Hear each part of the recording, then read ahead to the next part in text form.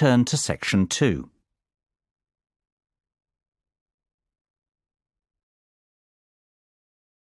Section 2. You will hear an extract from a talk about the history of tennis. First, you will have time to look at questions 11 and 12. Pause the recording for 30 seconds. Now listen carefully and answer questions 11 and 12. Good afternoon and welcome to the programme. Today we have a special programme about the history of tennis in this country, and we also have Steve Mackay in the studio, the all-time great British tennis player, to give us the lowdown on some interesting facts about the sport and other great tennis players. Steve, obviously tennis is one of the most popular sports broadcast on TV today. Can you tell us about the early days of tennis? Well, the medieval form of tennis is known as real tennis and eventually became lawn tennis, which is what we know today. Real tennis changed over 3 centuries from an earlier ball game played around the 12th century in France. This had some similarities to handball. People would hit a ball with a bare hand and later with a glove. People say this game was played by monks in monasteries. By the 16th century, the glove had become a racket. Real tennis spread in popularity throughout royalty in Europe and was the most popular in the 16th century. Before you hear the rest of the conversation, you have some time to look at questions 13 to 20. Pause the recording for 30 seconds.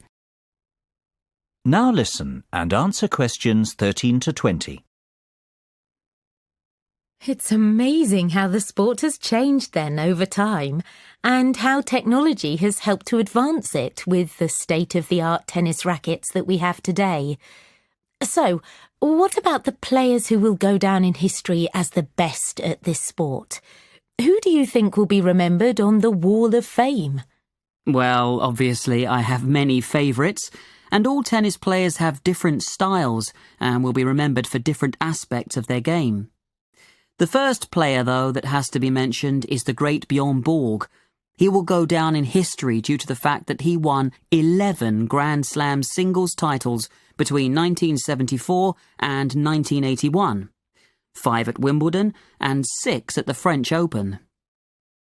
Born in '56 in Sweden, Borg became the youngest winner of the Italian Championship just before his 18th birthday, and 2 weeks later he was the youngest winner of the French Championship. Borg is the only player in the Open era to have won both Wimbledon and the French Open in the same year more than once. Another very important tennis player is Boris Becker.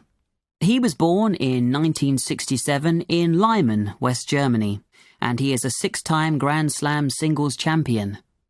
Since he retired in 1999 from the professional tour, media work and his personal life have kept him in the headlines. An interesting aspect of his career is the fact that he was the youngest ever male Grand Slam singles champion, winning Wimbledon at 17 years, 7 months. Moving on to our next great player, we have Pete Sampras. He was born on August the 12th, 1971 in Washington, D.C., and during his 15-year career, he won 14 Grand Slam men's singles titles.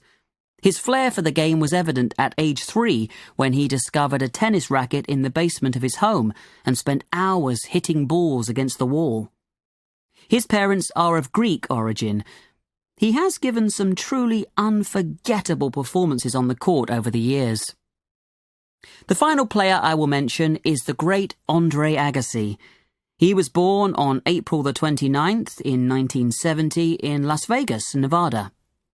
During his career, he won 4 Australian Open titles, 1 French Open, 1 Wimbledon, and 2 US Open, which gives a total of 8 Grand Slam titles. An interesting aspect of his career was that he turned professional at the age of 16, and his first tournament was in La Quinta, California. He won his first match against John Austin 6-4, 6-2, but then lost his second match to Mats Wilander 6-1, 6-1. By the end of the year, Agassi was ranked world number 91. These players really have achieved a great amount in their lives, and they will be talked about for years to come, especially when the Wimbledon Championships come round in June. Steve, which one is your ultimate favourite? Oh, I just can't answer that.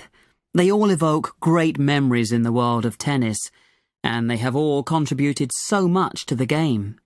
Their names will always be inscribed on the Wall of Champions. That is the end of section 2. You now have half a minute to check your answers.